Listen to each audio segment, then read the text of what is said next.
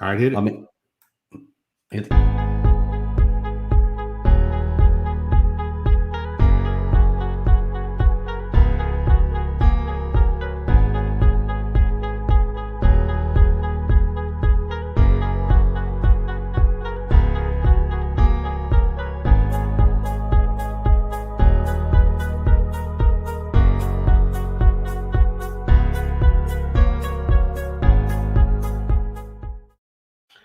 And Luke Saunders is absolutely right, man. It's party time. How you doing, brother? Hey, pretty good, man. Really excited. I can tell you. I feel like me and Jeremy are late to the party a little bit. We actually went spent some time at Cedar Creek Lake this weekend with some buddies from high school. Did our fantasy football draft. Wanted to kind of stay away from this for a couple of days because we knew exactly what was going to be happening on Monday. This will be our first live show for our second season. When it comes to game week. So really excited. A lot of things happening. We're going to talk everything Hudson Card, Casey Thompson, a couple of defensive line commits, talk a little bit about the two deep, and talk a little about some of Sark's comments that he made during his presser today. So your thoughts, Jeremy, kind of starting off at this particular point. Yeah, no, like you said, good weekend, like catching up with old friends. Wore us out a little bit, just returned home yesterday. Excited for football season. So, like Clint said, really didn't get a chance to talk Hudson Card or Casey Thompson. Let everybody else have their spill on that, and excited to join you guys for live and talk that piece. Again, we talked about going back and forth with who we felt was in the lead all the way back in spring ball. Ultimately, Hudson Card got the job, as noted today by Steve Sarkisian in his press conference, as first put out last week by 247 Sports. But at the same time, it sounds like Casey Thompson is going to get some play in the game. I don't know how I really feel about that at this point, but your thoughts on Casey being started? Yeah. Hudson being the Hudson. Again, if you go back and look at it, I think the thoughts are, I don't think really it was so much Casey Thompson losing versus Hudson Card winning the job. I think that's where you got to kind of look at it. I think it was real close. I think that he was going to make both of these guys battle it out to the end. He had to make that it was actually being funny. I say we take a break. Me and Jeremy were actually talking this weekend. He had to obviously make that decision sitting in a hotel on Friday night because he had to run someone out to the field when they went to that mock game on Saturday. You can't be like, okay, let me run both my quarterbacks out there. At that particular point at that hotel, he had to make that hardest decision he's ever had to make as far as quarterbacks go at that hotel that night. So he knew exactly who was going to run out with the ones on that Saturday during that mock game. To me, I think you have an opportunity to win with either one of these guys. I think that if you put Casey Thompson out there instead of Hudson Card, I think you can win games. I think if you have Hudson Card over Casey Thompson, I think you win games. And I think really it comes down to who really is your quarterback's coach, offensive coordinator, and head coach. And that is Steve Sarkisian, who has done this, umpteen thousand times with, freshman quarterbacks, sophomore quarterbacks that at Matt Leinart, who didn't start and then wind up starting. And then you have Matt Castle not starting, but going on to the NFL. So I think he figured out who he wanted to play. My thoughts are, like you were talking about, when does he play, Casey? I think that's a finicky situation because I don't think you want to go into game 2 at Arkansas and be concerned about a quarterback controversy going into that game. I think if you – go ahead, Jeremy. Absolutely, and that's why I brought it up is like you said a minute ago, Hudson won this job. I don't think that Casey just handed it to him. I don't think Casey played poorly. Coach Sarkisian said it today. Both guys played well, and that's going to give Casey an opportunity to play against Louisiana. But you're talking exactly what I'm thinking, and that's if Hudson goes on 4 consecutive scoring drives, at what point do you bring him in? Are you bringing him in only in garbage time, late in the fourth quarter, or the game's going to dictate? But to me, like you said, I don't want to stop momentum from the first team and Hudson's abilities to throw Casey in there mid game if they're flourishing, they're doing what they're supposed to do.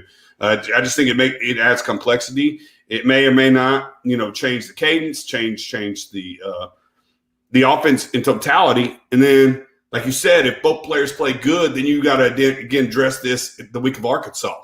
and you kind of kicking down the can down the road. Yes, you've named a starter for this week, and that's exactly what Coach 𝗟𝗜𝗓𝗓 said is I've named a starter for this week.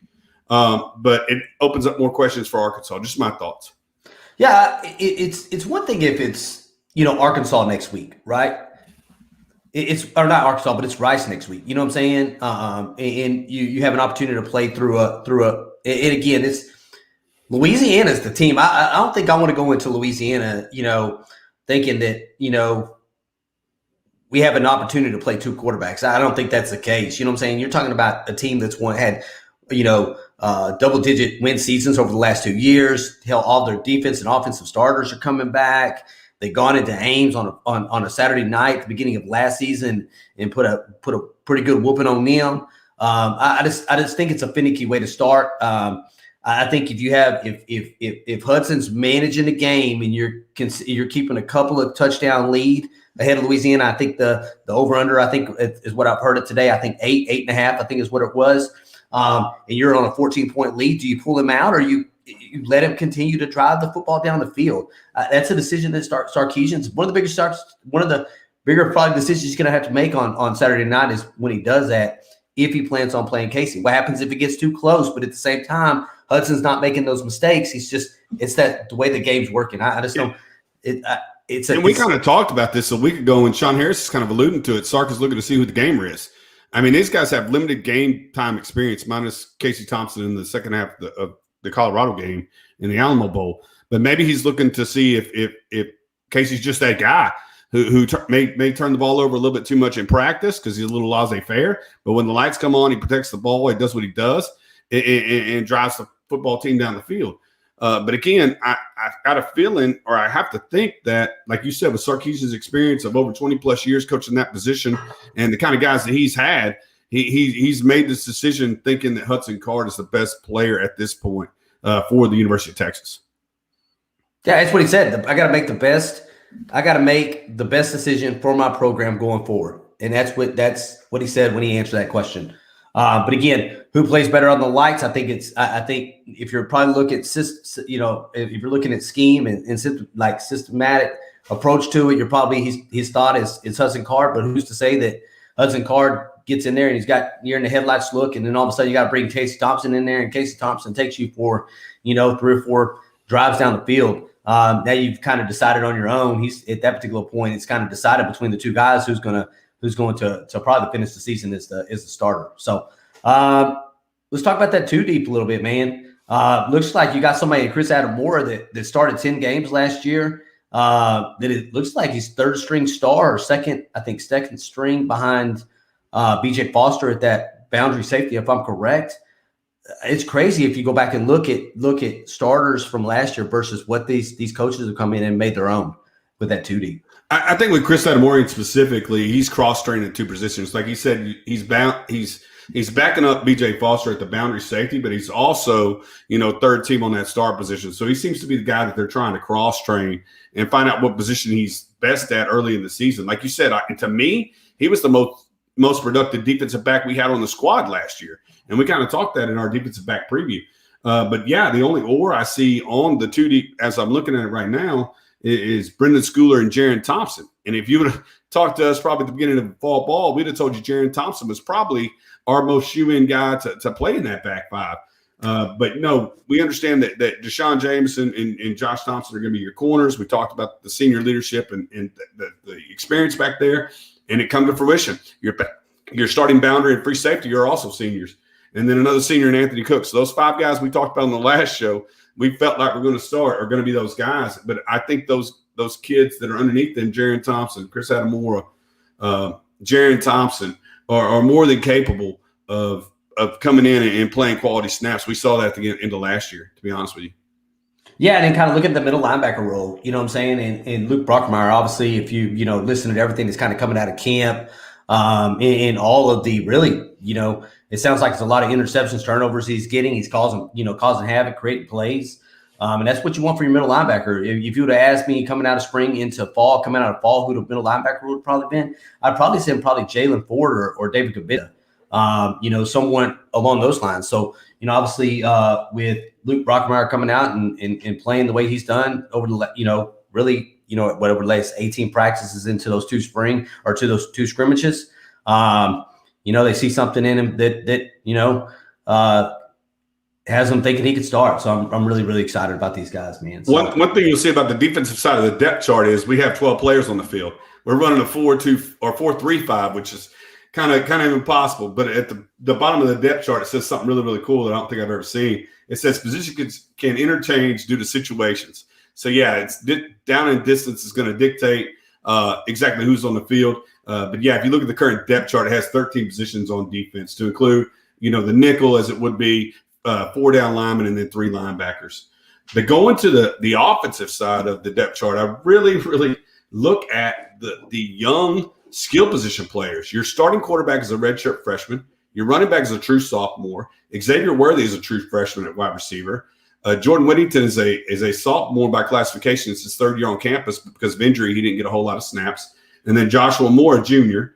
And then a couple seniors on the offensive line. But yeah, that position, that skilled position is really, really young. And I think it's something that we knew was probably going to be the thing coming into the season. But just seeing it on paper, it really strikes home when you got that one wide receiver position with Xavier Worthy as a freshman, followed by Kelvontae Dixon, followed by, Troy O'Meara. And the most senior guy is Kelvontae Dixon with 1 start. And I think 3 catches for like 76 yards total. Yeah, so I'm trying to pull up our last podcast. I'm gonna see if I can find it here. But if you go back here and look at size, obviously size doesn't matter when it comes to wide receivers. When Coach Stark's looking at what kind of wide receivers he wants to put out there, because you got a gentleman, true freshman, 6'1", 160 pounds. You're looking at Jordan Whittington currently at 6'1", 203 pounds, and then obviously Joshua Moore currently at 6'1", 168 pounds. And if you go back and look at, top 5, top 7 draft picks from last year in the NFL, you're looking at the same size guys, probably a little bit more weight than 160, 168 pounds, but not by much. You know what I'm saying? 6'1", 170, 175, 180. The guy out of Florida is probably the smallest out of them all. I think he was like 5'10", 5'11", probably standing about 170. Tony about 176 pounds or something, probably sopping wet. But that's, to me, that's you're talking about some agile, speedy guys, man, that are going to, if they have an opportunity to take a couple of passes and take them to the house, if you hit them right, and I can tell you, Sarkisian's going to put these guys in one-on-one positions. It's really just coming off press coverage and allowing them guys to find space, and then Hudson Card, finding them over the middle or on screen passes to get these guys into space and take one to the house. Man. Yeah, and before we transition off of this topic and on to probably recruiting, I'd like to see in the comments box exactly who the guys that are currently watching the channel believe is the most surprising addition to the 2-deep. Who they thought came out of nowhere, entered fall ball, not really thinking about him, or it's just a guy like Cade Brewer that we thought was going to get unseated by a younger guy who continues to hold down that tight end spot. So interested to see you guys in the comments section. Let us know who's your surprise on the 2-deep at this point, as it was released today. Yeah, I think somebody brought up Ham here. Is that third tight end? I think biggest thing is that help me out here, is out for a shoulder injury. Goodness gracious, Braden Labrock's out with a shoulder injury. He's out for the year. Yes, out for the year for a shoulder injury. Yeah, he was named. Sark brought that up today as far as the injury report. But Ham, if you go back and look at the scrimmage that we've seen, he fits the bill. He's the size, big kid, man. He's got really, really good. He's a hands catcher. He was actually a wide receiver in high school. John Elway told his dad, "Hey, man, you need to scoot down and play tight end, put on some weight." So I definitely, looking at Ham, had some time, in the spring versus obviously Jatavian Sanders coming into the fall. I think you may see some of that work itself out as you start getting into the season and having, I think Jatavian Sanders has to play catch up when it comes to probably learning the offense. One, learning how to block. Two, as the tight end, and then obviously number 3, just getting the hang of being a tight end there on the 40 acres.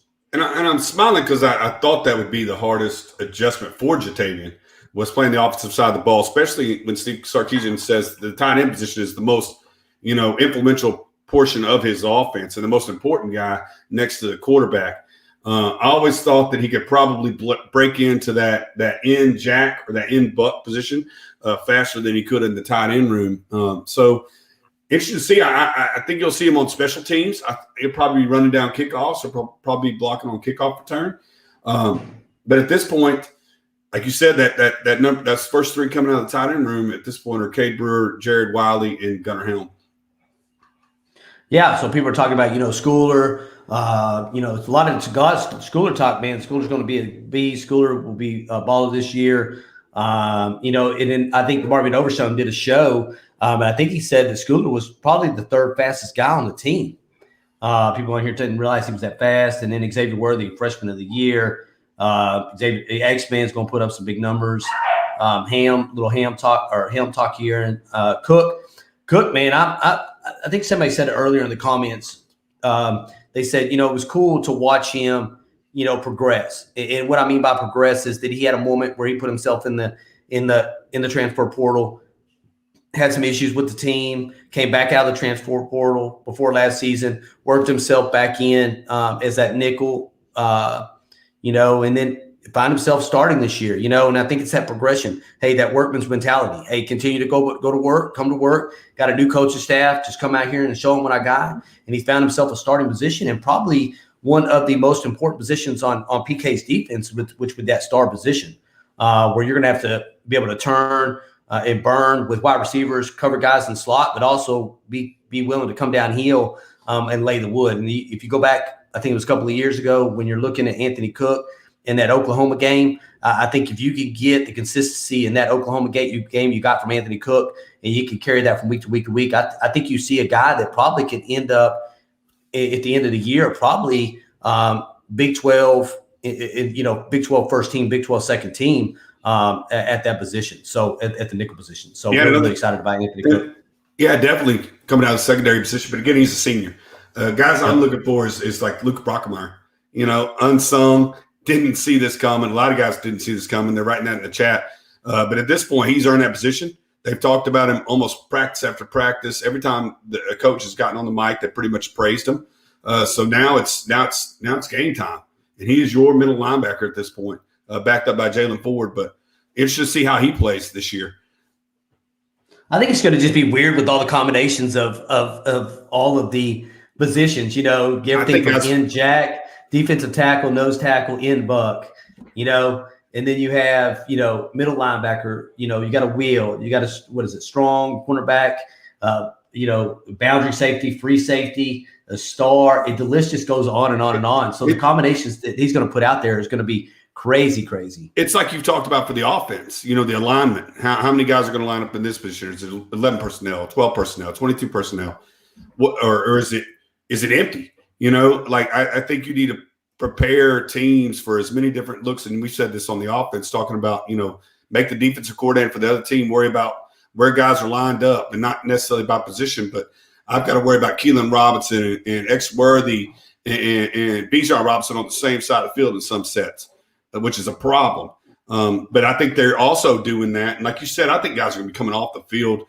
And that's why I think the comment down below, the depth chart, is really, really cool when it says, you can take this with a grain of salt, because there's going to be times we're at 3-3-5, we're at 2-4-5, we're at 4-4-2-5, but we're never going to be what we put on this depth chart, and that's a 4-3-5, because that's too many players on the field. So I really like the genius. And like I said, he wasn't afraid to tinker with positions. He came here, he looked at film, he figured out what he figured what guys were good at, and he moved them. And he's not afraid to play guys who again, weren't a high 4-star, high 5-star guy when you're talking about a guy like Luke Brockmeyer. The best players will play, and he'll put him in his position to succeed. And I really, really trust Pete Kwiatkowski. And I'm gonna kind of tout what me and Clint were talking about on our way to our trip, because we were somewhere between Temple and Waco, and we started talking about offensive, coordinator and where they would be on the field, defensive coordinator on the field. We basically walked down the coaching staff, and I think we were spot on what Steve Sarkisian said today, that AJ Milwee will be up in the stands or up in the tower along with Blake Gideon and Pete Kwiatkowski, because we felt like Stan Drayton and Andre Coleman would be on the sideline. We really felt like the offensive and defensive line had to be on the sideline, and then we felt with Jeff Choke's fire and what he brings to the sideline, and Jeff Banks the same way, that A.J. Milwee, Pete Witkowski, and Blake Gideon were probably the only three dudes that we would put in the booth. But in the rationale behind it. So I'll pat ourselves on the back. That was a conversation we had on our way up to Cedar Creek this past weekend. And I'm excited that they kind of see it the same way we do. But yeah, just my thoughts on where we're going with this 2D. Yeah, so there's 130. There's about 130 people in here watching right now. If you wouldn't mind hitting that like button, we'd appreciate it. If this is the first time you listen to us here on Texas Football Talk on YouTube, we also have a podcast under the Pigskin Podcast Network that'll actually go official tomorrow. You can find us on Spotify, Apple, and Stitcher. So what we do after the show is kind of give you an idea. What we're going to do is we can't go through all the questions. We'll start doing those here shortly. We're about 21 minutes in. The questions, we'll actually go through the questions probably tonight or tomorrow. Me and Jeremy will come up with 5 questions. And then what we do is we do an overtime with Clint and Jeremy on our podcast channel. And that usually goes out about a day or two after the live event. We're going to try to put the live on our podcast channel, but there's too many ums and ahs, and I do that as it is. It's talking really, really fast and trying to answer questions. It didn't really sound very good. So we're doing what we call overtime, and that's just kind of picking the best 5 questions from the chat, from the comments boxes to actually do a podcast and put on our podcast. So please hit that like button. I know it just went up a little bit. Let's try to get that thing to at least 100 likes before we get off here tonight. Again, it's game time, man. It's game. If you're not getting emotional yet, you're not trying to run through the horns there in the south end zone like I am on Saturday morning. I tell you what, man, it's time to get really, really, really excited about this football team because we're about 5 days out, man. 5 days out. Yeah, and our man Jesse dropped a super chat right before we got on because he's fired up. He said, "Start of a new era. Let's get this going with a win." So yeah, just I support that. Let's get it started. Like Clint said, couldn't be more fired up. I think somebody said right after that, Shadow Bearded said, "Only been watching UT since the 2010 championship game and never been more hyped for a team until this year." Hook 'em. Yeah, same way, man. It's been a while. Same thing, man. Let's go, guys. It's game week. I'm so hyped, man. And then you got RJ Woodward down here talking about LFG, hook 'em. Let's go. So if you're definitely not excited, it's been a while. You know, I guess my excitement level's there too. You know, obviously there's a standard that has to be reached. You know, you kind of want to sit back. You kind of been burned over the last couple of years when your expectations you know, were way up there, and then they kind of at the end of the season they kind of sizzled out. And we'll talk about, you know, obviously maybe we'll bring it up in this show. You know, obviously on Thursday I think Friday we'll do a pregame show, talk a little bit about Louisiana and in Texas, what our keys to the game are. We'll do that live, I believe, on Friday. But really what the standard is, you know what I'm saying? And I can tell you what my number one standard going into the season is beat the teams you're supposed to beat. That's the only standard. At the end of the day, if you beat the teams that you're supposed to beat, your record should probably have double digits at the end of it. And I think that over the last couple of years, that is the number one standard we haven't met. And that's, you know, on paper, if you're looking at what your roster looks like against someone else's, you should go out there and beat those guys week after week after week. I wholeheartedly agree. You're at 10 wins, 11 wins by the end of the season, depending upon how you played up until Iowa State. I don't think you're going to be a favorite as you go into Oklahoma, even if you're undefeated, because I feel like they're going to be undefeated too, and they're starting at a higher place. But if you continue to win through Oklahoma somehow, some way, and get to Iowa State, they asked him today. They asked Coach Sarkisian today what success looks like when he's talking about recruits. Because, again, we got 𝗟𝗜𝗞𝗘 Bledsoe, the defensive lineman out of Marlin High School today. We recently got Aaron Bryant. So it's been a really, really good recruiting weekend. There's rumors out there that a couple of other guys may commit by the end of the week. So, of course, we got Aaron Bryant commitment corner written. We have 𝗟𝗜𝗞𝗘 Bledsoe's commitment corner written. Those are coming soon. But at the same time, somebody asked him today in the presser what success looked like to him. And he said the exact same thing. We're supposed to.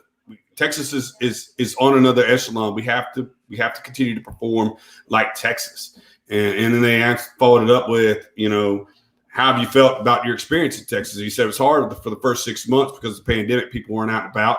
But now he's sensed what the totality of this program, the support that he has in this program, over the last 2 months, and I think that coincides with fall ball starting and open practices and students arriving back on campus. But I think him and this coaching staff is probably just as hyped as we are and ready to see, as our buddy Stephen 𝗟𝗓𝗓 from that perspective calls it, the product launch, because all the talk is over.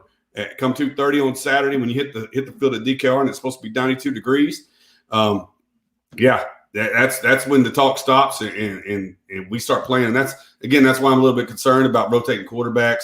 I want Hudson to be able to go out there and get a number of drives where the offense gets settled, be productive, and then if he's productive, then I would like to not see it change hands. But so Coach Sarkisian's been doing this a lot longer than I have, and I trust him to put Casey in a position where when he comes in the ball game, he continues to have success with the offense.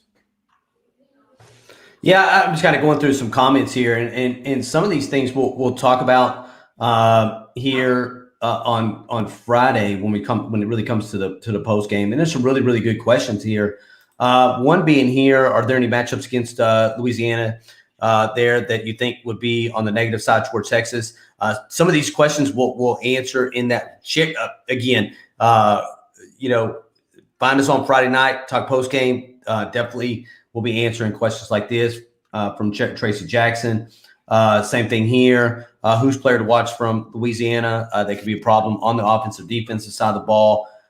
Definitely want to get into, obviously, keys of the game, where both these teams are going to try to run at each other, which if you go back, I don't want to really talk too much. If you go back and kind of look at the games with Louisiana, I would love – the biggest thing is going to be stopping their run and making their quarterback have to pass the ball. We find ourselves in a really, really, really good situation if that happens. And Coach talked about that. He talked about his relationship with Billy Napier and how they were on the staff together at Alabama and how they both are in the trenches philosophically. They want to be able to run the football.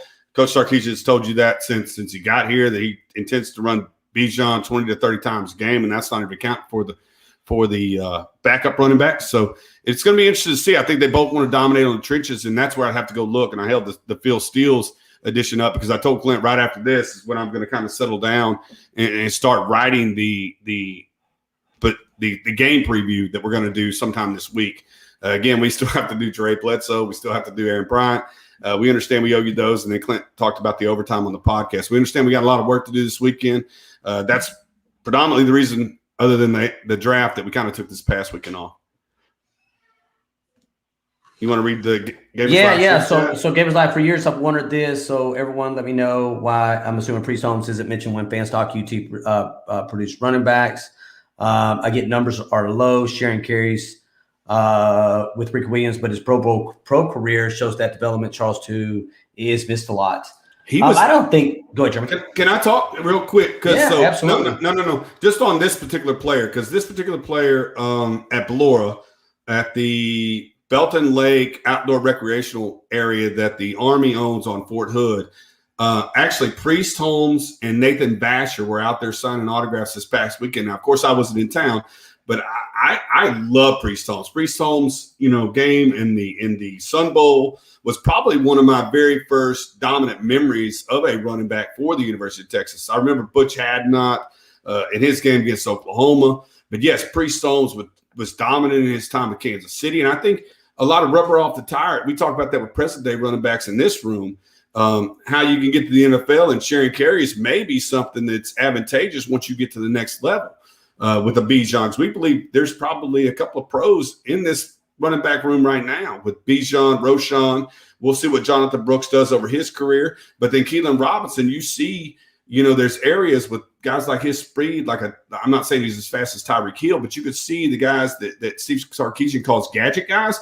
Those are the guys that me and Clint were diving for this week in this fantasy draft, is the guys that especially in a PPR league, that could get outside and catch the ball as a back and get 20 to 30 carries a game. That's why a guy like Christian McCaffrey is so important. But yes, totally agree on your thoughts on Jamal Charles and Priest Holmes.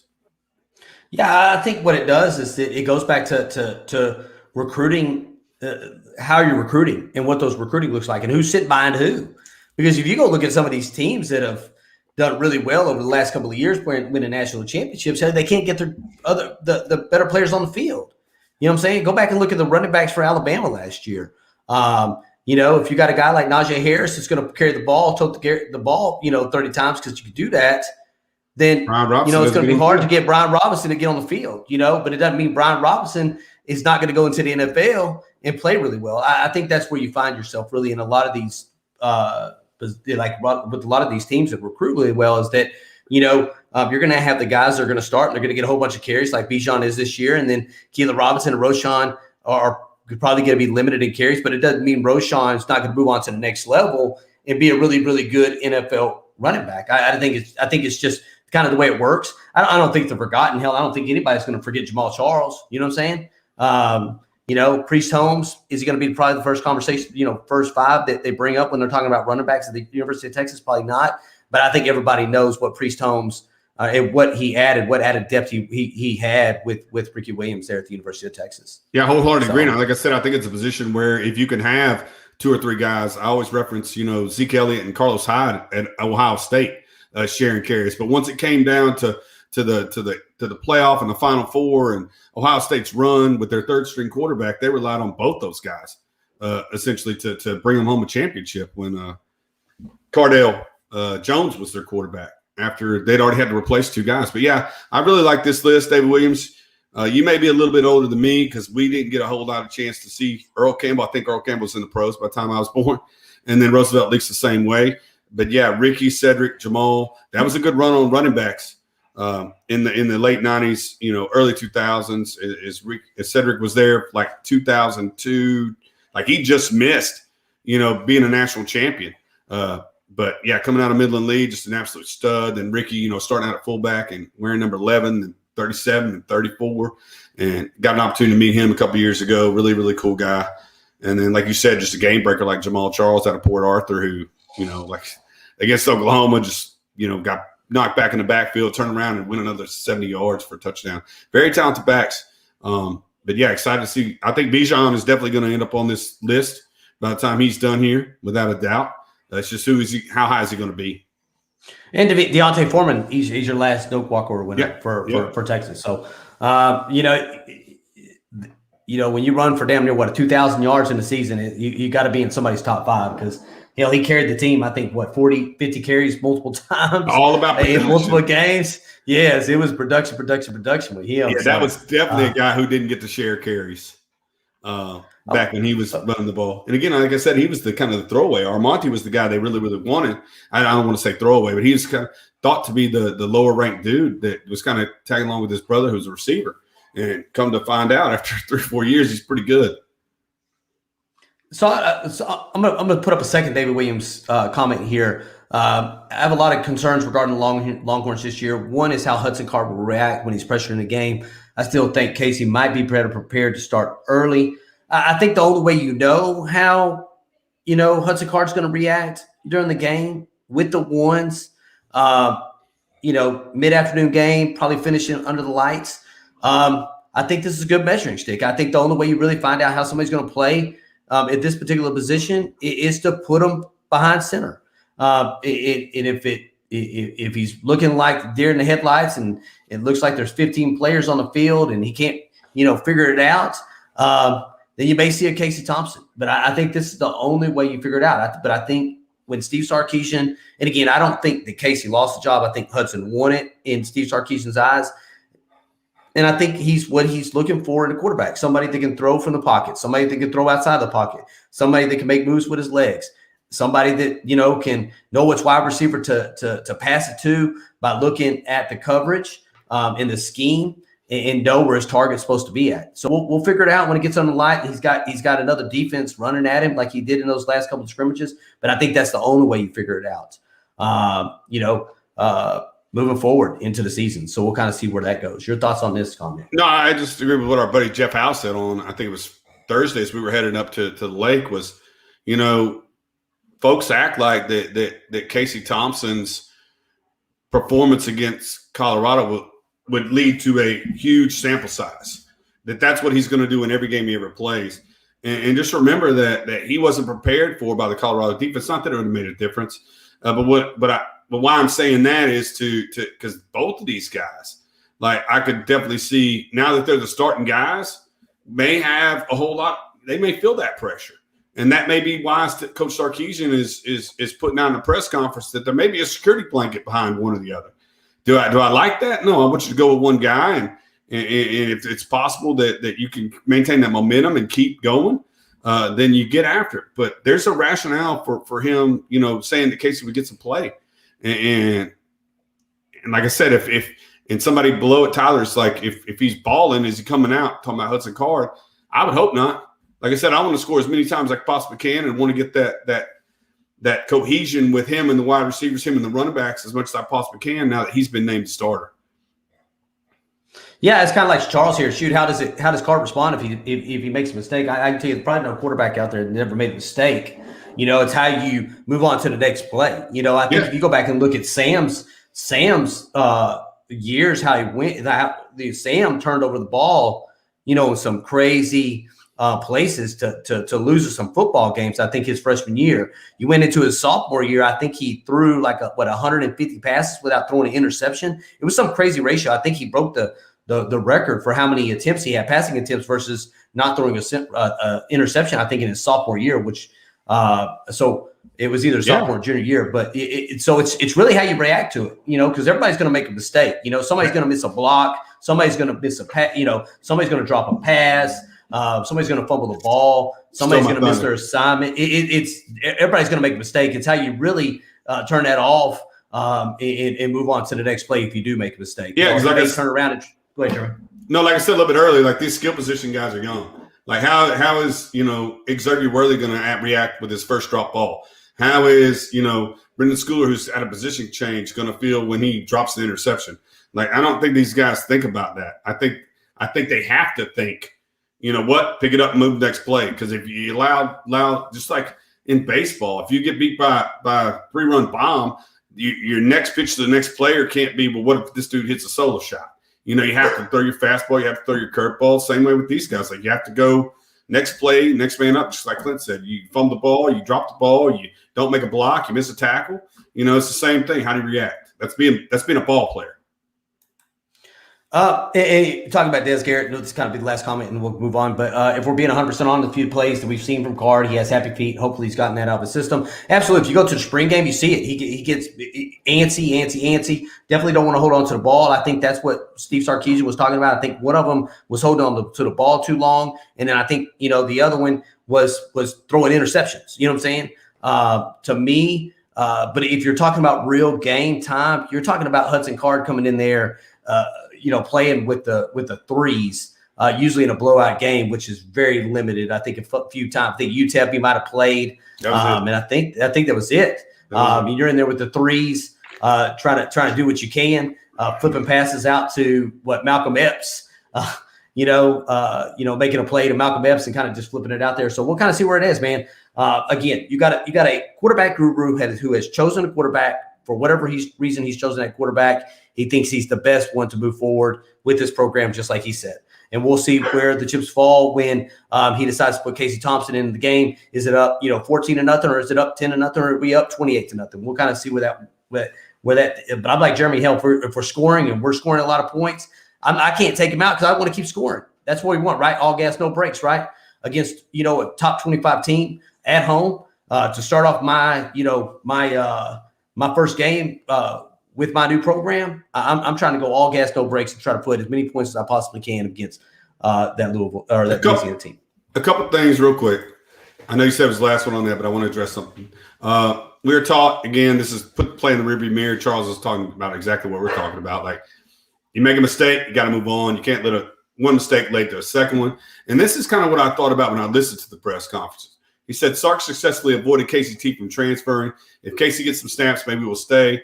Here, if Card gets hurt week 6 or 7. Again, I don't want to think about injuries by our starting quarterback at this point. But, yes, I kind of thought about that. If he continues to promise some snaps, would he hang around? But, again, he's told you in the same breath just a week ago that he's not about appeasing one player. He's about doing whatever's best for the 85 scholarship guys he has. And then the last thought I had was just get behind one guy. Like, I know this with the group of players that folks felt like they really wanted to be the starter.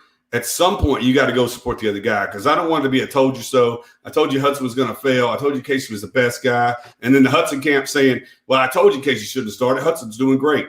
At this point, the coach has made a decision. The fan base needs to get behind that decision and hope that that guy who walks out there, number one in this case against Louisiana, does as well as he possibly can and not second guess. If somebody got blocked. I did. I blocked him. He's talking about, I don't know, Governor Abbott and Obama and some other stuff. So I went ahead and blocked him. We're not going to get into that drama on here. This is all about Texas football talk. All right, and that has nothing to do with Texas football talk. I forgot my thought. I got caught up in that comment there, and I forgot where Jeremy was going with that. But again, I'm with you. Alignment of the fan base. It is, because when we went out and put a Twitter out, probably before I think summer conditioning started, you would have seen it, and it was damn near even. You know what I'm saying? It's like you had Team Thompson and Team Card, and I think, and we'd said on here 1,000 times, hell, we don't. I don't care who starts. I need the guy that's going to be out there winning me games. That's all I care about, right? As a fan, you want the best player out there to win you games, but you also got to go back to say, hey, this is a different coaching staff. They've given each one of these guys an opportunity to go out there and take the starting job. That's it. To take it. Here's the starting job. It's a blank canvas. Do what you can do. Go win this job. Go take it from the other guy. And this is where we ended up at the end of 18 practices, a spring, a summer conditioning. I told you to go work on these things while you were out there this summer. Come back to fall, have your 18 practices, 2 scrimmages, and this is where we wind up at. And if you cannot trust Steve Sarkisian with quarterbacks, I don't know what else we're supposed to do. That's what I can't get over, is that you probably have one of the top 3 quarterback coaches in all of college, hell, all of football, to include the NFL. I would at least say top 5. And you got to trust that Sark picked the right guy to start this game, and we'll kind of see where it goes. David Williams with another great comment, because this is where it comes down to me. Like Hudson can play well, but I really think it's going to be the offensive line. They're run blocking against Louisiana's defensive line. Again, Coach Sarkisian said this game be one of the trenches. Him and Billy Napier believe the same thing. I want to beat your guys up. But as much as I think the D-line will shine against Louisiana, I hope the O-line shines more. That position group needs to excel to help make things easier for Hudson Card and the Texas running offense. Absolutely, David. Hit the nail on the head. This is the straw that stirs the drink. This is where you have to get started in order to allow that RPO game and play action game get started. I expect Bijan and the offensive line. I hope the offensive line, like you, has a very productive game. Is knocking the raging cages out of the holes, allowing Bijan to get free and run down the sideline, similar to what we saw against Kansas State and in Colorado last year. I like that. Herman gave us all PTSD. Yeah, it's absolutely. not about Sark. It's not about Sark. It's about what we left behind. But like Clint said, let it go. Let it go. Yeah, and get those likes up. Goodness gracious, 166 folks in here, 178 folks in here right now, and only 76 likes. Got to bump those numbers up. Really appreciate the support, guys. Like I said, we took the weekend off to go visit some friends, host our annual fantasy draft that we've had for this league with these guys since about 2005. Got that accomplished. Came back. Again, a great recruit commitment before we left, and Aaron Bryant, a great recruit that we got today, and 𝗟𝗓 Bledsoe, a couple of defensive linemen, one from South Haven, Mississippi, one from just up the street from me, about 20 miles in Marlin, Texas. So I'll definitely be going to see some 𝗟𝗓 Bledsoe games this year. But those podcasts are coming. Those commitment corners are coming. Clint talked about our live, what we're going to take off this and send to the podcast alone. So please join us over there. We're on Spotify, Apple, and all the places where you find your podcast. So please join us over there as well. But so happy you're here. So happy it's game week. 5 days out from the first game against Louisiana, and we couldn't be more excited. But yeah, hit those like buttons. Absolutely. Got to go through here, man. This guy right here was rooting for Charles Wright. Hey, you know what I'm saying? We were too. That's our friend. We were too, man. He came on the show right after he committed. Talk a little bit about fishing and deer hunting and they're living in Austin and picking up a suitcase and walking across the street to go compete, man. And I think that's what you need. You need competitors. So definitely Charles Wright as well. We got a doggone military recruiter in here. Got a recruiter in here, man.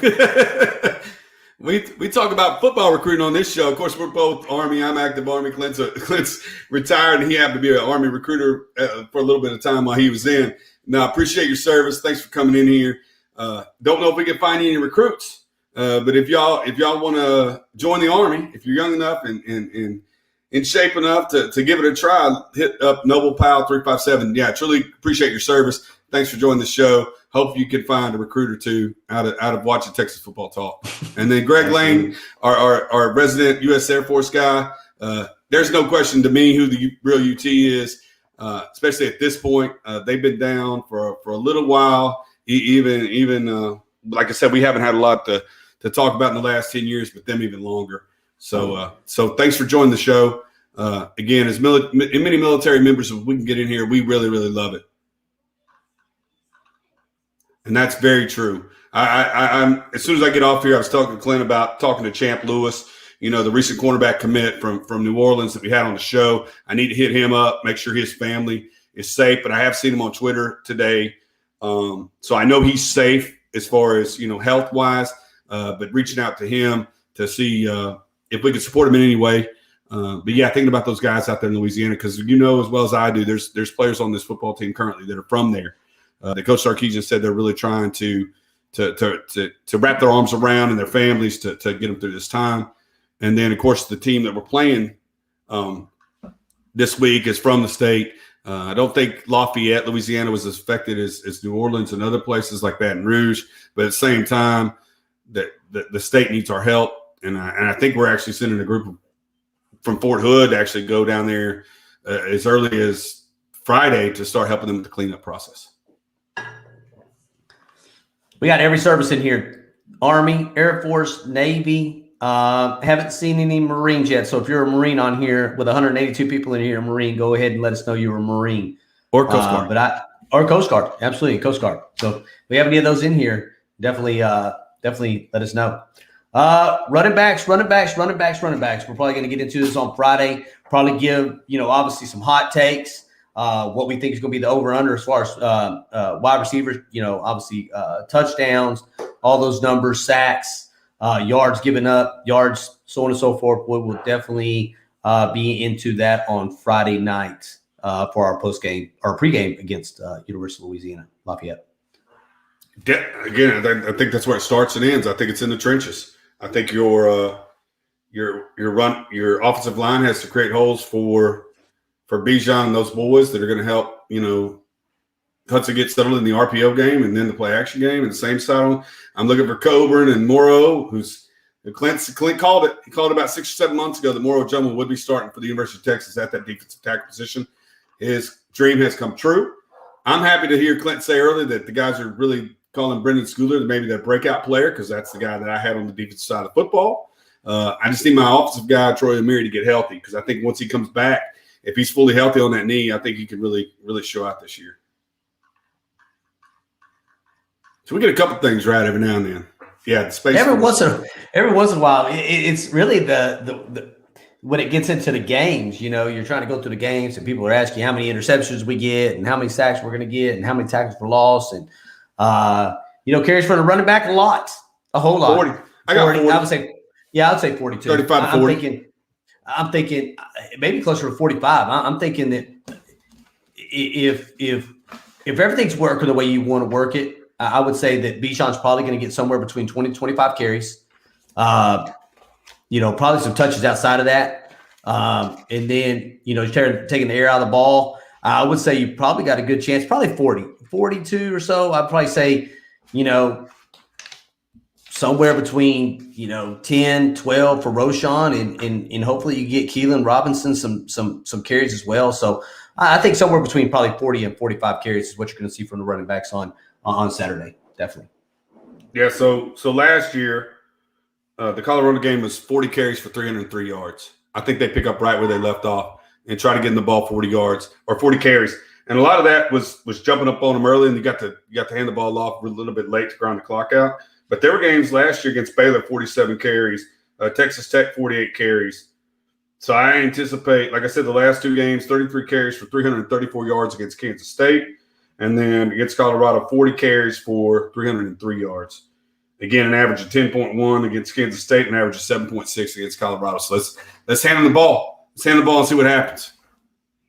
So Peter Young, hot take, Mary, was overhyped from the beginning. All the hype was from practice. This year, he's not even the too deep. One, I think it's injury. You got to let these things heal, man. And if you come out wearing a big brace, you move too fast, you don't trust it in your brain that you can move, has a tendency to cause you to re-injure something because you don't want to put pressure on this leg or this leg, whatever the case may be. I think O'Beary's real deal, man. If you go look at him, he's definitely the real deal. And I think that, again, I'm going to say it just like Worthy this year. Coaches say it. Teammates say it, and the pundits in the media say it. It's probably true. They say the same thing about Xavier Worthy. So we'll see how overhyped Xavier Worthy is because the players say it, the team says it, the coaches say it, and then the media say it. So we'll see how he plays as well. Because I think that's what you got. The same thing you got from Worthy this year is the same thing you had from O'Beary last year before he got injured. Yeah, so. Clint said, and David's on it too, is compensation. Like, if you're not trusting what your knee can do, then it causes you to run weird because you don't feel like you're 100% solid. So David's absolutely right. And I've talked about this a couple times about Troy O'Meary this summer is if you don't believe, if it's mental, if you don't feel like your physical capabilities are the same, then you could, compensate, and it could cause that what was his right knee to now mess with his left knee, or if it's his knee, cause his hip or his ankle or above and below because he's not running the same way he has all his life. So it's causing unnecessary wear and tear. So hopefully, like David's saying here, and I've said before, they bring that recovery process along to where he's ready to play at full go. Because, again, you don't want him out there at 85, 90%. And I truly believe that's why he's third team at this point. But we'll see. Hopefully X gets out there and does his thing. Cavante gets out there and does their thing. And it makes him hard to crack the number one job. But I really believe it's based upon injury status and not necessarily talent level. But we'll see. So, Scooter Lannister, did you already discuss Alfred Collins being listed at end? Can you imagine if we had Ojimo, Coburn, and Collins on the field at the same time? You're going to see it. You're absolutely going to see it. And you'll probably – one of these guys may be standing up, the other two down. Hell, they may all be three standing up at the same time because of their length and their speed. That's what it's all about with these guys. They're all quick twitch guys. Ojimo, hell, we were looking at some tape today from who was it? Jere Bledsoe. Goodness gracious, man.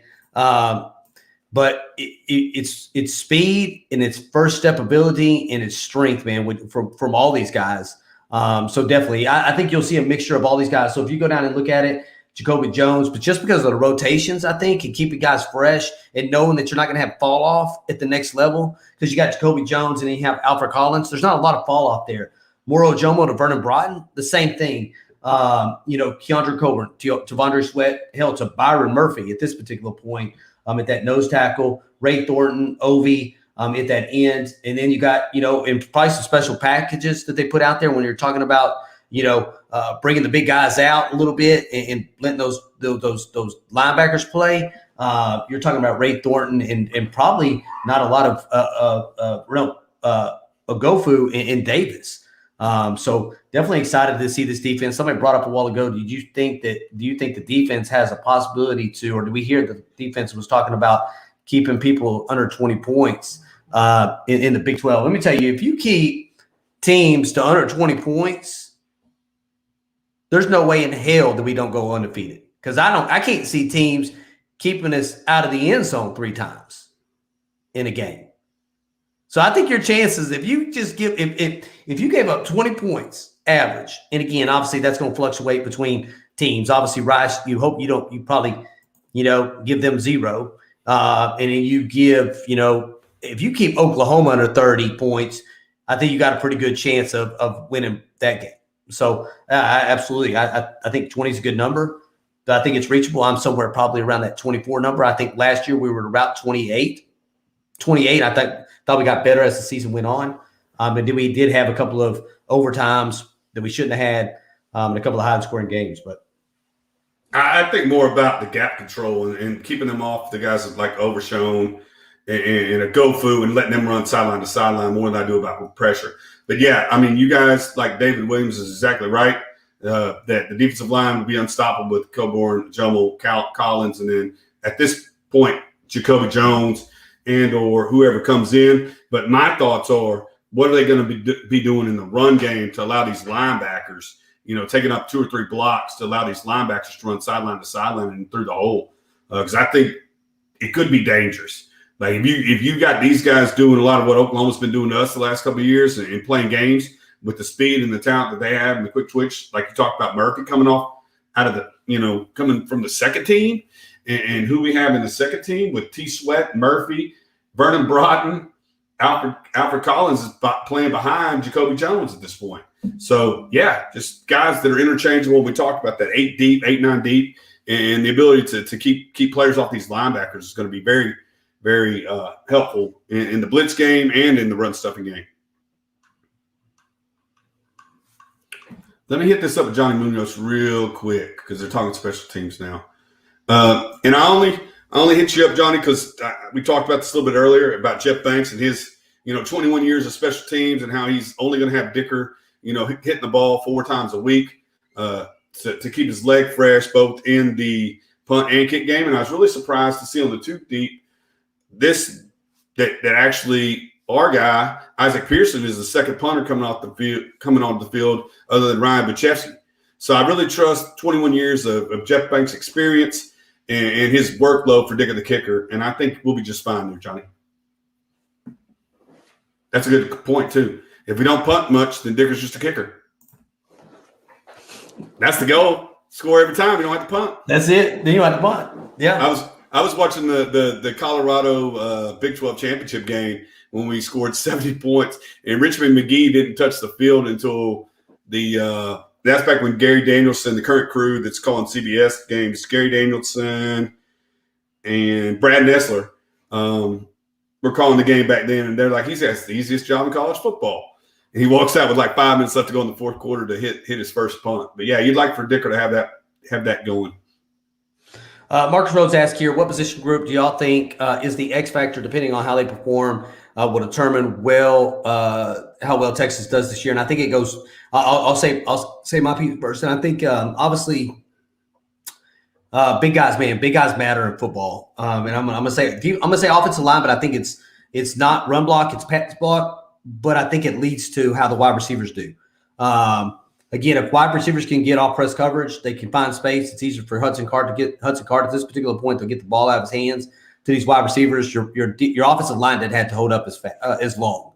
On the defensive side of the ball, I won't say defensive side of the ball. I kind of leave that one for Jeremy there. No, my pick was OL. Was also the offensive line. If I had to pick a second one, it'd probably be the linebackers. Again, I feel really good about the experience I have in the secondary. And if you're talking real talk, based upon last year's performance, it's probably got to be the defensive backs. Because that was probably, again, the 109th ranked defensive unit in the country as far as pass defense. So you need that to improve. So, yeah, if I was going to go a second one other than offensive line, it would probably be the defensive backs. Yeah, everybody's kind of talking about B.J. Foster on here and cover skills. This new coaching staff is obviously seen something in B.J. Foster to put him ahead of Jaron Thompson at that safety position. I don't know if the lights came on. It's just a scheme thing. It's a scheme change, and he understands the scheme much better. Or if he's learned to turn his hips and run with wide receivers. But for some reason, these guys that B.J. Foster's, the Anthony Cooks, some of these guys that didn't have an opportunity to really mesh and develop under the last really 2 defensive coordinators they've had are on your starting lineup this year. So we'll see how B.J. Foster. I know that Brendan Schooler likes to play next to B.J. Foster. They just nod at each other and they know where they're going to go. Sometimes that helps you out, man. If you feel comfortable with the guy that you're playing next to who's going to, obviously be what they need to do, it lets you play much faster and more fluid than if you didn't trust the scheme or you didn't trust the player next to you. And that may be part of it. So we'll see. I'm going to give B.J. Foster the benefit of the doubt. I like Jaron Thompson. Don't get me wrong. Definitely love Jaron Thompson. I thought Jaron Thompson was going to start this year for sure after what he did in the last couple of games last year. Definitely thought that was going to happen. Yeah, I've always thought that BJ was a liability in coverage, and I've talked about it 100 times. But like you said, I got to trust that Terry Joseph and Blake Gideon are making the best decisions for this football team. If they think he's the best boundary safety on this football team, then that's the decision they made. Now, like I said about the quarterbacks, I'm going to support him. I'm going to be watching him awfully closely, how teams try to exploit him and what they're doing with him and set him up in coverage. Because like I said, downhill safety is one of the best in the country. Got to be one of the best in the country. And probably one of the best we've ever had playing that position. He's been awfully productive, 4 years in anything other than, occasionally getting beaten pass coverage or pass defense. So it'll be interesting to see. But like Clint said, I got to trust the new guys that they know what they're doing with this defense, and Pete Kwiatkowski above all, because that's who's making the calls on the depth chart. Again, these guys have their ideas and their suggestions, but ultimately it's his 11 guys walking out there. So they're asking who we think the best pass rusher is going to be this year. Jacoby Jones. They said sacks. Yep. Oh, sacks. Jacoby Jones. Yep. You're going outside. We'll see. I'm not sure how the scheme's going to unfold. So everybody's kind of pushing for Obi there or Gofu, but I'm probably going to go with you, man. I'm probably going to go with Jacoby Jones. Probably going to lead us in sacks this year. I would agree with Obi as well if they would have played him in like the buck or the jack end, but they have him playing currently strong side linebacker. So I think he's going to be falling back in coverage against tight ends most of the time. Not that he can't. And they can scheme that up too with zone dogs, from the defensive ends dropping in coverage and safeties over the top of them and bring him. I mean, there's definitely blitz opportunities from him. But I'm thinking as the scheme is played and as the top 11 are laid out before me, I think the guy with the most potential to be productive as far as sacks is Jacoby Jones. And I would love to see it be an interior guy. I would love to see it be Ojomo or Coburn. That's what I want. I want interior pass rush. I was going to say tackles for loss is going to be more Ojomo. Tackles for loss this year, if at the end of the season, I think is probably going to be more Ojomo is going to lead in tackle for loss. And Kobe Harris said the same thing. I'll be watching closely too, Jeremy, but he has been pretty good. I trust the staff that they took a 5-star and make him exactly that, a 5-star in college. Amen. That's what we need.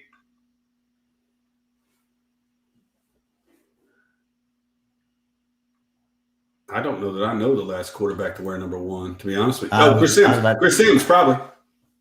Chris Sims. Chris Sims was number 1? I know he was number 1, but I don't know if he's the last guy. Y'all give us the answer to that. Give us the answer. Peter Young said Ray Thornton going to lead us to sacks.